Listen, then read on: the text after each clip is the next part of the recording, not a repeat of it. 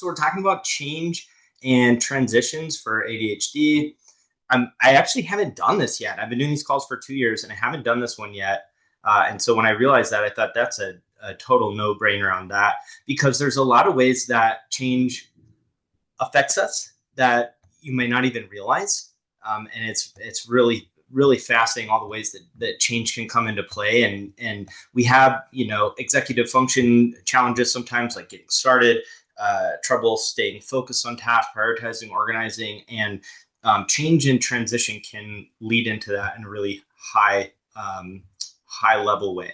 And so that's what we're going to talk about. So we're going to talk about why change and transition can be more difficult for ADHD. What does that look like? What are some examples? And then what you can do about it. So change and transitions. Why is it harder for ADHD? So let's just talk about like what some examples of change and transition, what that might look like. So moving from one activity to another could be a change or transition, beginning something new, ending something that's enjoyable. So if you're hyper focused, ending a hyper focus, switching your attention to something else, unexpected schedule change, life transitions, career, relationships, going on vacation or coming back from vacation, the weekend to the weekday to the weekend.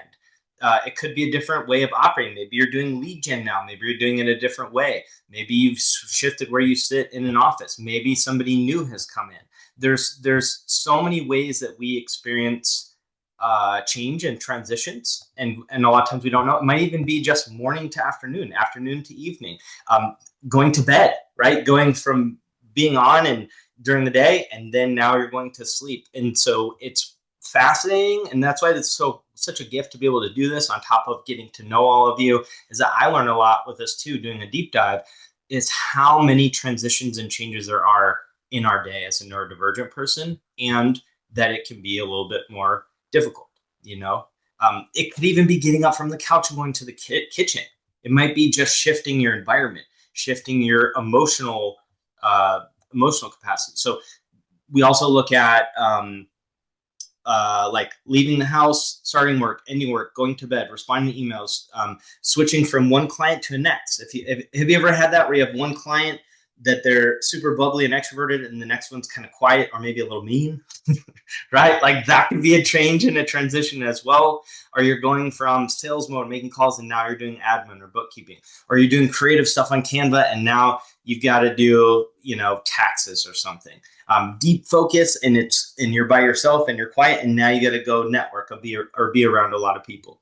So there are so many changes and so many transitions that we are not aware of, that can make things difficult. And sometimes we can just pin it on procrastination or I'm not motivated or things like that. And so as I say this, you're going to have, because every neurodivergent person is different, you're going to have different transitions that might be harder for you than somebody else, right? And they might have things that are harder for them. So I'll tell you, for me, some of my most difficult transitions are going from waking to sleep. That's always been a challenge my whole life. From I don't ever want to go to bed because it's a change, right? Especially if you're doing something fun. And I grew up with a lot of like depression and things like that. And if you're neurodivergent and you get overstimulated and then all of a sudden you're regulated, I don't know if you've ever experienced that, where you're regulated and you're happy. I don't want to go to bed because it might reset in the morning. So I've wanted to do that, for a long time. I wanted to stay up and just feel that good feeling for a little bit, or maybe I'm with a friend or I'm super, super present. So that's a very significant one for me. Another one for me is going from alone time to people time. So if I'm used to, I can lock in and be alone or be on my own. And then if I've done that for a while and I get used to that mode, then going into a room of people where there's a lot, like going from little stimulus to a lot of stimulus can be hard, like a big event. But then once I get to a big event, especially, around you guys for sure, within a day, I don't ever want to leave, right? I'm like, oh my gosh, this is amazing. Another one that can be more difficult is resting to working out. So is anybody here, sometimes you get in a mode of working out and then you stop and it's hard to go back to the gym, and like your nervous system maybe doesn't want to rev up, so I'm sure there's a lot I'm not even mentioning, but it kind of blew my mind how many transitions there are. And when you identify which ones are more difficult for you, instead of just saying you need to get motivated or try harder or do this, then you can get things in place to help those, and then you can make your life easier. So if you're on these calls and like, or if you coach with me, or if you're in our group program, what you'll learn is, and a lot of us with ADHD, we want a quick fix, right? And yet things that happen quickly usually can be taken away, but things that happen slowly, where you're building the foundation of a house brick by brick, those are things that are movable, that don't go away. And so taking things week by week, and that's the intention with these calls as well, is that you can isolate little pieces, get stuff in place, and then the next brick, and then the next brick, and the next brick. So what I would encourage you to do is start looking around, have this be your focus this week, especially if you don't have a coach, of what are the transitions that you're doing throughout the day, recognize those, and which ones might be harder or easier for you. And then we're going to talk about what you can do to put those in place. So transitions, the reason that this can be difficult is because executive function, which is largely our prefrontal cortex, which is a different size and developed differently with ADHD, those that are executive function involve cognitive flexibility, planning, prioritizing, attention shifting, emotion regulation. So if I'm around one client and I'm mirror and matching them, and they're a lot more quiet and introverted, and that's how my system has regulated to really lock in and be intuitive with them, and all of a sudden I'm with somebody that's really fun and loud and life of the party, it's going to take my nervous system a second to like shift, right? So our emotion regulation sometimes can be a little bit more manual than automatic, right? And then sometimes like every switch, if you think about it, can cost energy. And if we also, another thing I'll add about these transitions and change, frequent interruptions. So when you're in a hyper focus, let's say, state, and someone comes in and asks you a question, you can get irritated. You can even get rageful sometimes if you're getting constantly interrupted with your hyper focus. And that can be from some of our cognitive processes. It's kind of a brain of extremes, right? We're like 100% locked in, or we just are not that interested. Like we're bored or we're hyper focused. And so when someone comes in and interrupts us, our brain has to shift to absorb that or to keep ourselves focused, and we can actually get pretty irritated, or just it's really hard for us, and so there are also micro transitions, right? Email. So anyways, these are the three core types of transitions, and so pay attention if any of these stand out. So going from an email to a phone call, or text to a phone call. Standing up is a transition. Starting dishes, putting your shoes on is a transition. Opening your laptop. These are micro transitions. Then we move to more of like medium transitions. This is going from your home to your work, your gym to the office, work time to family time is a transition, a lunch break. And what you'll find is that some people don't take a lunch break because it's too hard to transition back, or you struggle with vacations, which I'm going to talk about in a second. And then major transitions are starting a new business, brand, career changes, divorce, big relationship issues, a breakup or a new relationship, moving, parenthood, retirement. Those are big ones. And then hidden transitions, this would be the fourth bonus category, is emotional shifts, identity changes, changing routines, or ending hyperfocus. So when I talk about identity changes, this is another thing, and this is from my psych background. We all have a persona, right? When you're in certain environments, you have a persona. It doesn't mean you're being fake or whatever. You just have a different persona, right? So when you are around your grandparents or seniors or somebody, like as a kid, you're going to have a certain persona than when you're with your friends on the playground, right? And as an adult, I would assume you have a different persona with your family or your best friend, your spouse, your kids. If you have kids, you're going to have a different persona as dad or mom or uncle or aunt or son, right? You're going to be different. You're going to have a different persona a little bit around your parents than maybe your best friend or your coworkers. And so when we're going from work to home life, we're not only transitioning the lights, the sensory stuff, everything, the persona, right? Our persona, our identity, the environment we're in, how we're supposed to show up. We're transitioning in so many different ways. And so have you ever had that where you get home and you can't turn it off? it's hard to get in work mode, or your spouse or your family or friends is like, hey, I need you to be present, or you get home and you're revved up and they're revved down and there's a disconnect. Like it's hard to connect because they're already revved down and it almost feels boring. That can happen sometimes as well. What if I have the exact same persona with everything and everyone?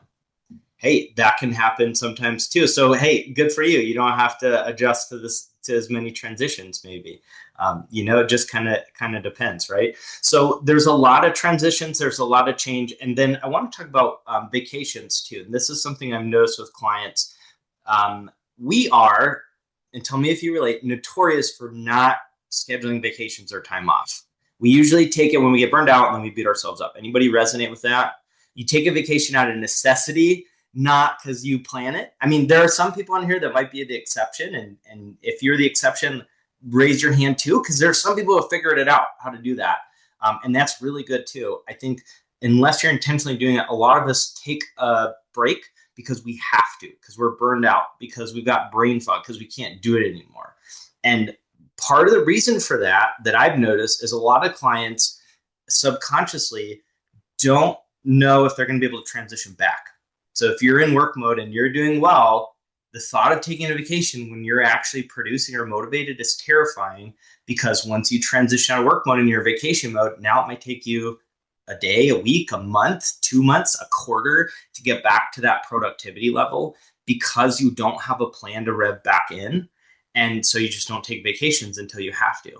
And then this used to be too, for me, when I'd go on vacation, I couldn't enjoy it the first couple days because I didn't have a transition plan. And this happens with clients as well. So then I felt like I wasted 2 days of vacation because I couldn't actually relax. So I'd have to book longer vacations if I did it. So all of these things are kind of interesting, right? And now on my first day of vacation, I usually get a massage, because what we're talking about is we're actually adjusting your nervous system. A lot of transitions have to do with your nervous system and regulating, revving up, revving down. And so think of it that way too. When you're making a transition, it's about getting your nervous system kind of in alignment with the environment and what you want to be doing. Because when you're spending alone time, your nervous system's a certain way. When you're around a lot of people, your nervous system's revving up, right? When you're in work mode or vacation mode, your nervous, it's a lot of this comes down to your nervous system, and a lot of that is us. We're regulating that, or with ADHD, we can have emotion regulation challenges or differences. So it's pretty fascinating when you look into it, right? And so what I want to say too, before we get into a little bit more of this, is you also may be causing a bunch of changes and transitions without knowing it. So if you are working and you have your phone notifications on all the time, that's a micro transition. If you're working on something and then somebody texts you and then you go back, what you're doing is you're pulling energy. And so what's better is if you can time block in, like if you're going to do work, to put your phone on silent for 30 minutes, And if there's anything urgent, text client and say you're going to be in a meeting for 30 minutes or an hour. Watch what happens to your energy. Because if you're burned out and you don't have boundaries with your notifications and changes in external transitions, that could be a big piece in that. Same thing, putting a sign on your door. I've had people do that. Like, do not knock on the door unless the building is on fire.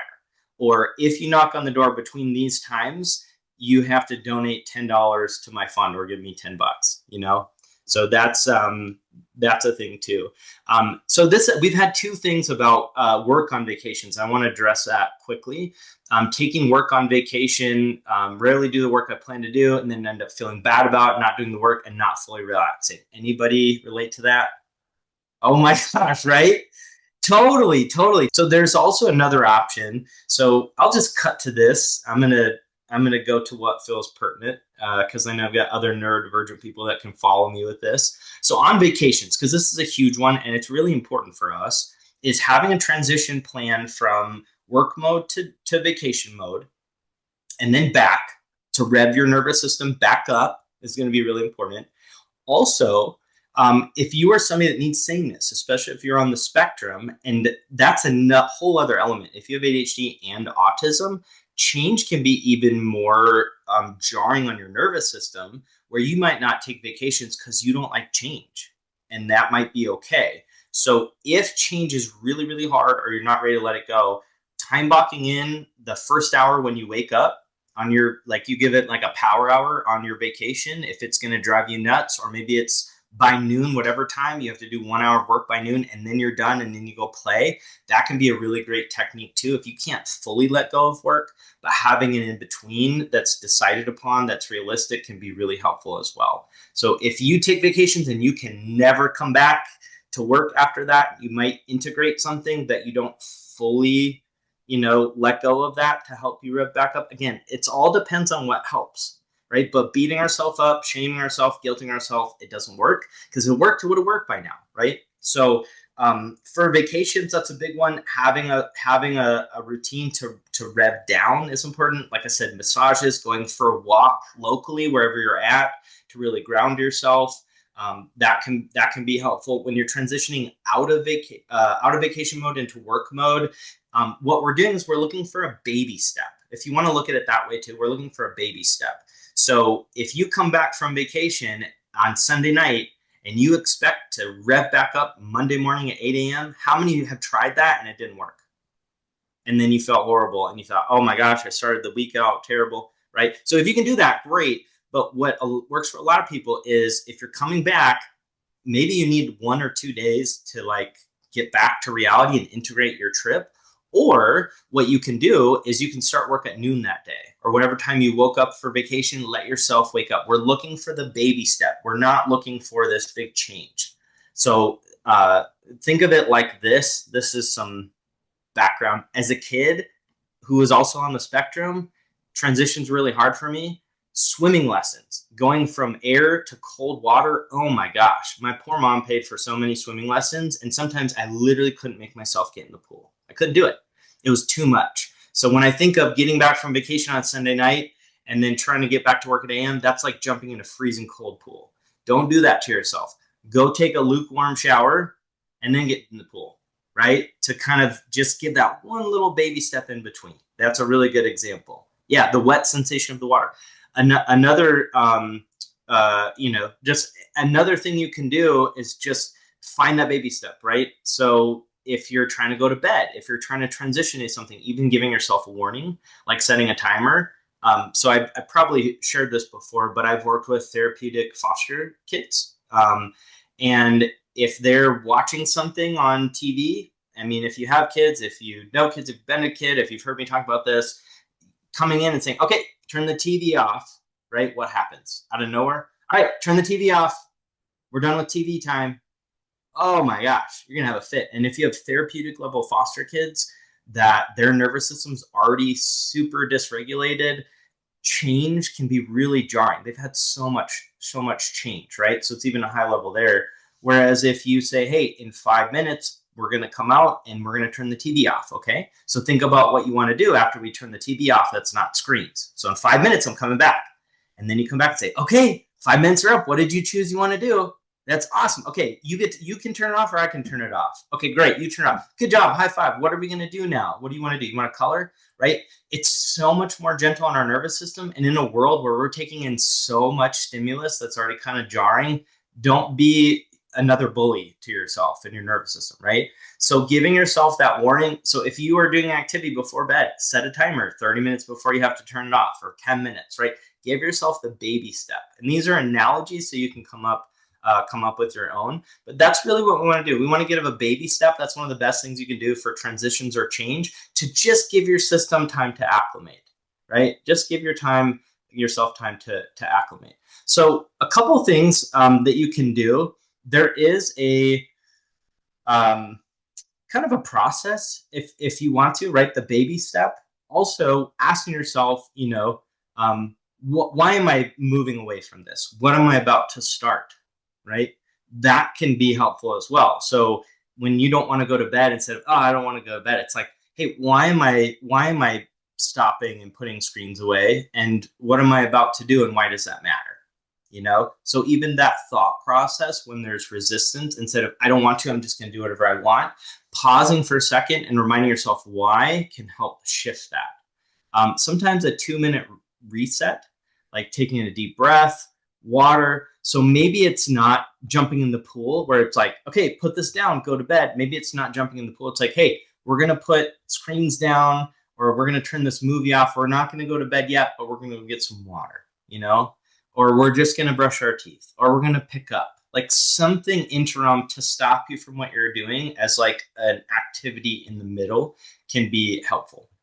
Stretching, reviewing the next task, what you're going to do could be helpful as well. Sometimes playing music, standing up, like doing jumping jacks if you have to rev up, or if you need to wind down, just taking a deep breath, turning the lights down, something like that, right? So we're looking for baby steps instead of jumping in the cold pool, I guess is what I would say. And then there's also emotional inertia. So this is something that's important to talk about too, because we're going to have emotional transitions. So if you've had a difficult client, right? If you got rejected, if you found out somebody you cared about went somebody else, you're going to have some more emotions around that. If you got a bad review, if there's family conflict, if there's financial stress. And so one of the best things we can do when we have what's called emotional inertia. So let's say you want to finish the task and do something else, but you've got this really strong emotion, right? We can have big feelings. Instead of let me numb out, let me suck it up, forget about it, right? That stuff doesn't usually work. We want to label what that is, right? So these are some techniques for that is, what's coming up? What is the feeling I'm having? Is it anger? Is it sadness? Is it frustration? Is it disappointment? We want to label what the feeling is, which is really important because that can actually be harder for us as neurodivergent people, especially if you have what's called alexithymia. So alexithymia is really common with autism too, and it's difficulty identifying and sometimes feeling what your emotions are. So we have to work. I have it. I had to work really, really hard at emotions. Sounds crazy. I didn't know what anger was. I didn't feel anger fully until I was like in my mid-20s. It was insane because I didn't know what it was. I just thought I was like overstimulated. So it's, yeah. So that's something to do as well. Body scan, doing a body scan. So where do you feel it in your body? Is it your chest? Is it your shoulder? Is it your back? Is it your head? Breathing, walking, journaling. When you have a really strong emotion, what I want to state is that there are three things we tend to go to right away that don't typically help. So one of those is doom scrolling. So doom scrolling has a place in time. Our phone can be a great pattern interrupt. If you're in a cycle and you can't get out of it with your thinking, it can be a pattern interrupt. It can give us dopamine. If you're avoiding an emotion, it's just prolonging it. So doom scrolling isn't always the best thing unless it's helping you regulate. Emotional eating is something that we can go to a lot when we have emotional inertia, right? Emotional eating, it's a stimulus. It can be a form of stimming. If you're okay with that, go for it. But if it seems to be a problem, then you might look at it. And then impulsive spending. That's another thing we can do to try to numb out from our emotions. It's really, these three things are a lot of times numbing out from our emotions. I used to eat at night all the time, ice cream, and that was my thing.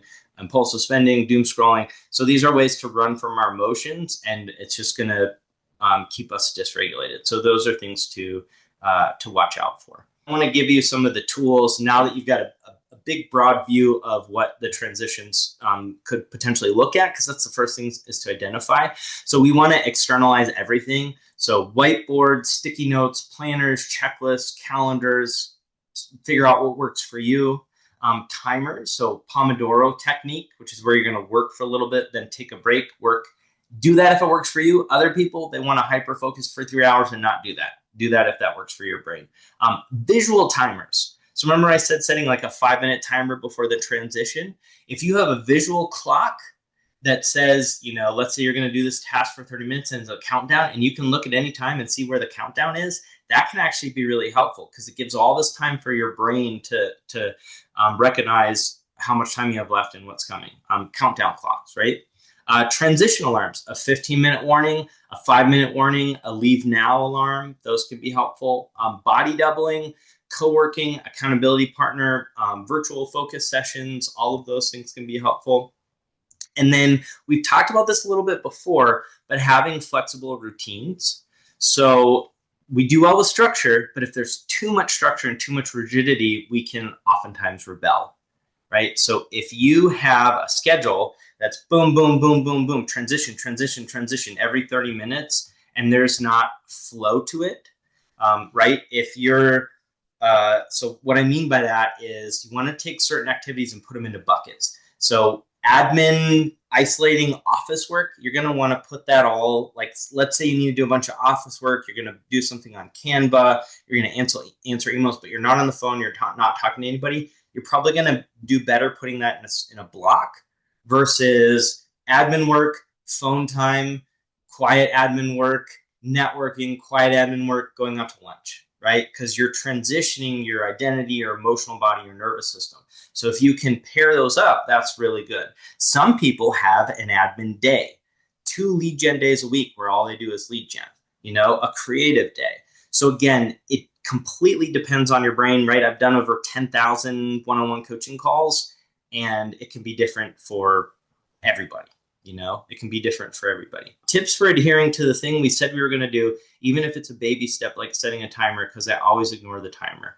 So when it's something we said we were going to do, I think that for a lot of us, we want to know the logic behind it. So if it's something you said you were going to do, which has anybody committed to something and then realized later that you actually didn't want to do the thing, or it's not the best thing, right? It's like all the time. So the first thing I would say is like, is that actually the best thing to do? I would pause, like, is this actually the best thing to do? Is it something you committed to and you're just trying to stick to principle? Or is it something you really do need to do? And then what is the logic as to why you need to do it? And then I would be curious about the resistance point. So if you want to type in the chat what that might be, but I always would suggest starting with curiosity versus shame, blame, consequences. What is the resistance point? So let's say it is... let's see, actually type in the chat, what is something that you've committed to, and this is for anybody, and when it came time to do it, you couldn't do it, but you knew you wanted to do it.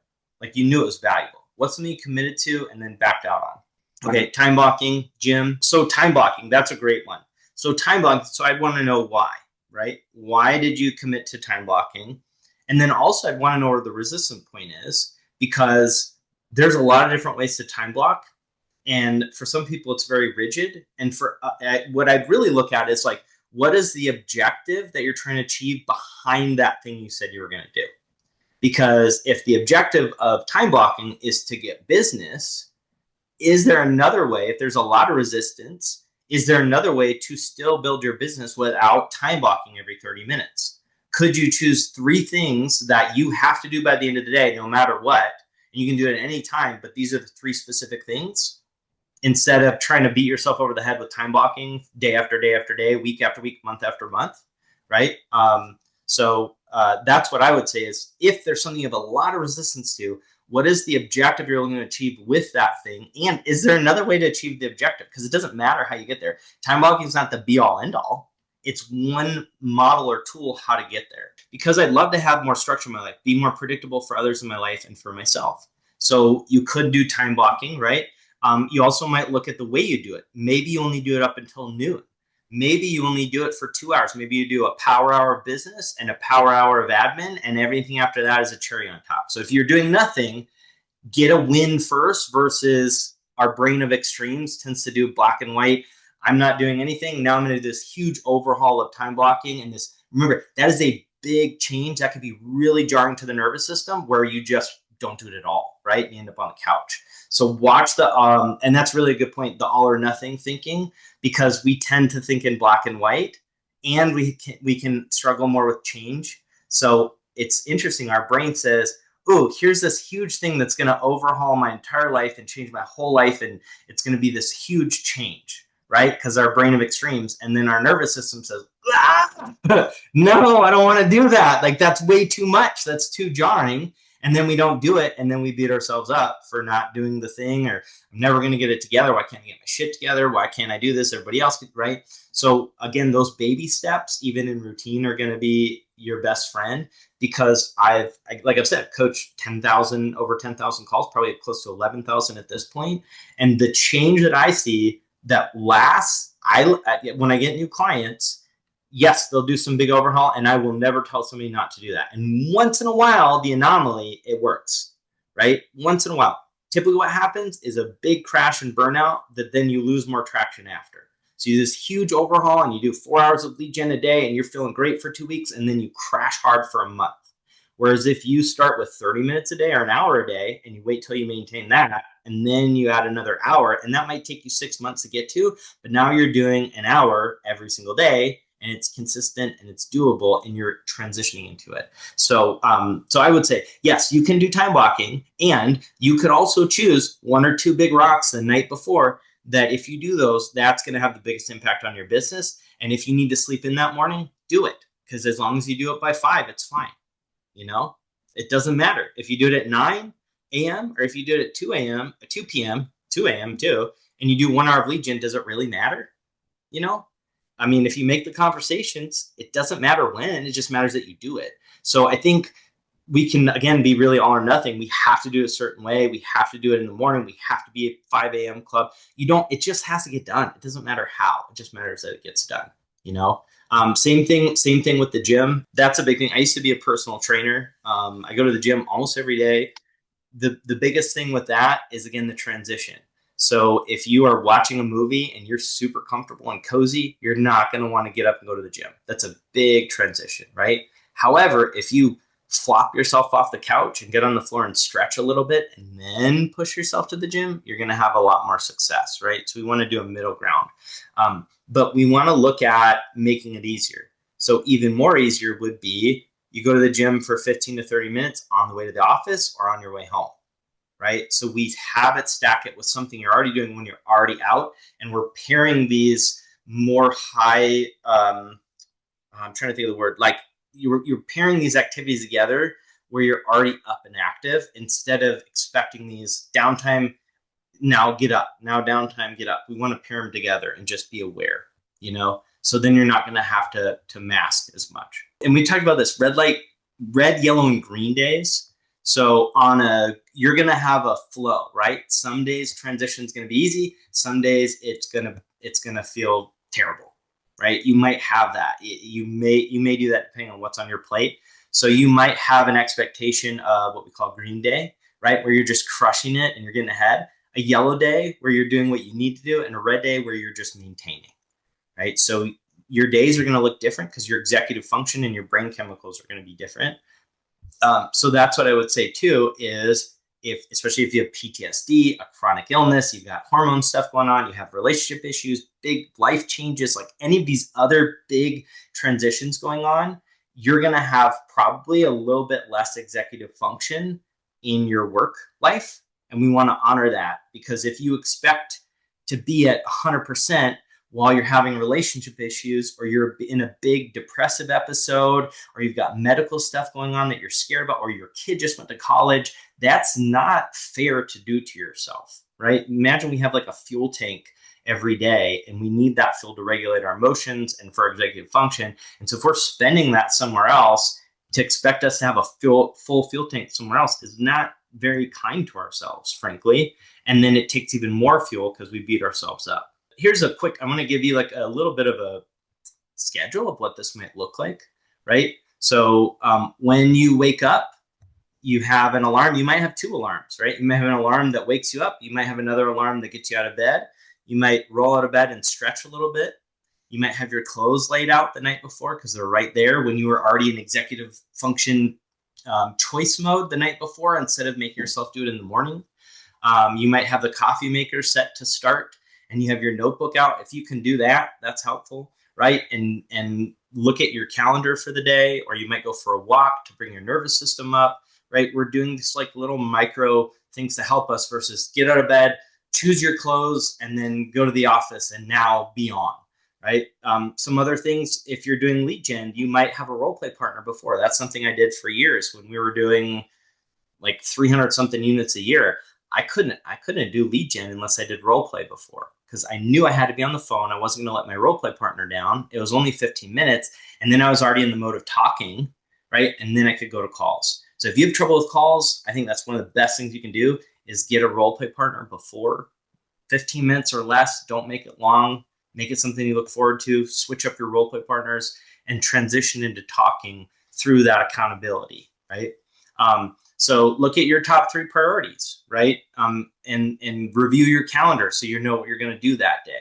Maybe get some movement in, right? And then when you get in, like I said, the role play could be helpful. If you're doing lunch, before you go to lunch, if you're going to take a lunch break, write down, what you need to do tomorrow so you don't lose what you were thinking about, and then go to lunch. And then when you come back from lunch, give yourself 5 or 10 minutes to maybe sit in your seat, to check your email, not to be hyper focused yet, just to transition in, right? Because I think a big thing that I see is we're not giving ourselves the buffer in between, and then we're beating ourselves up, and then we're getting dysregulated, and then we're kind of a mess, right? Or we feel ashamed, or we beat ourselves up.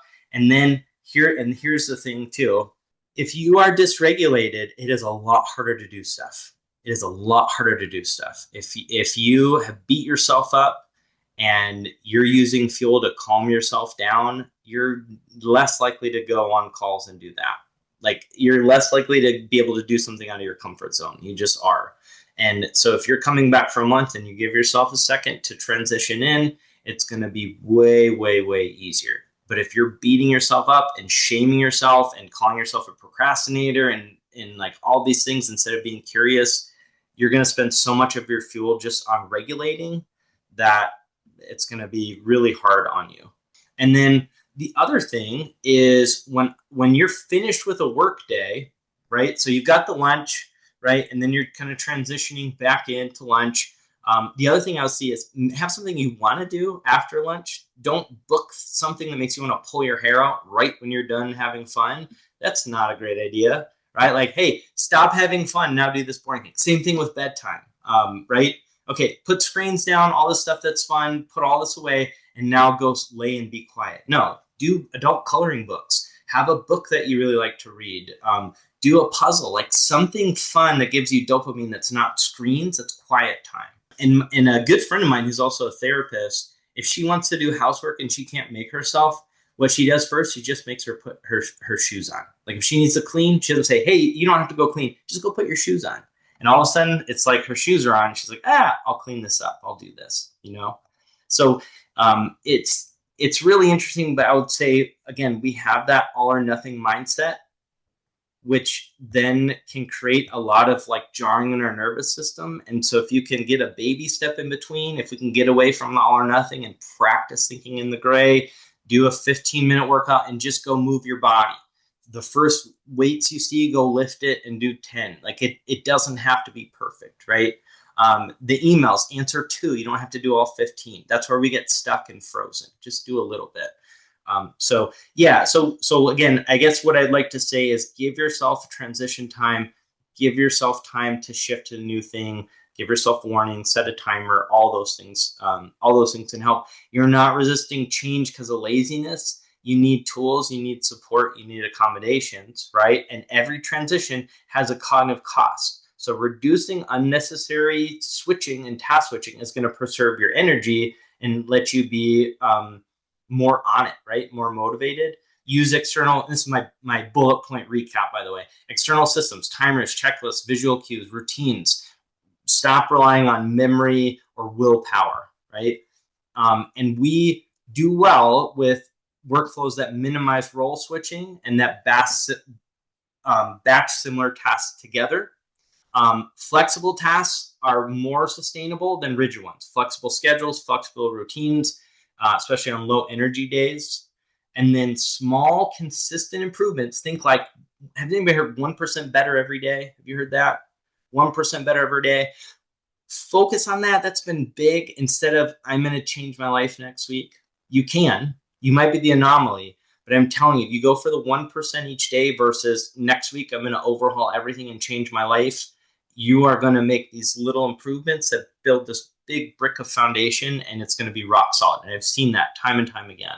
If you don't make time to take care of yourself and your health is going to make you take time, right?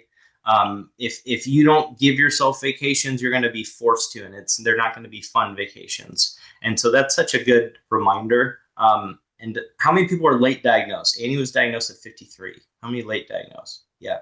So we weren't taught this stuff, right? So give yourself grace, give yourself baby steps, and stick with the goal, right?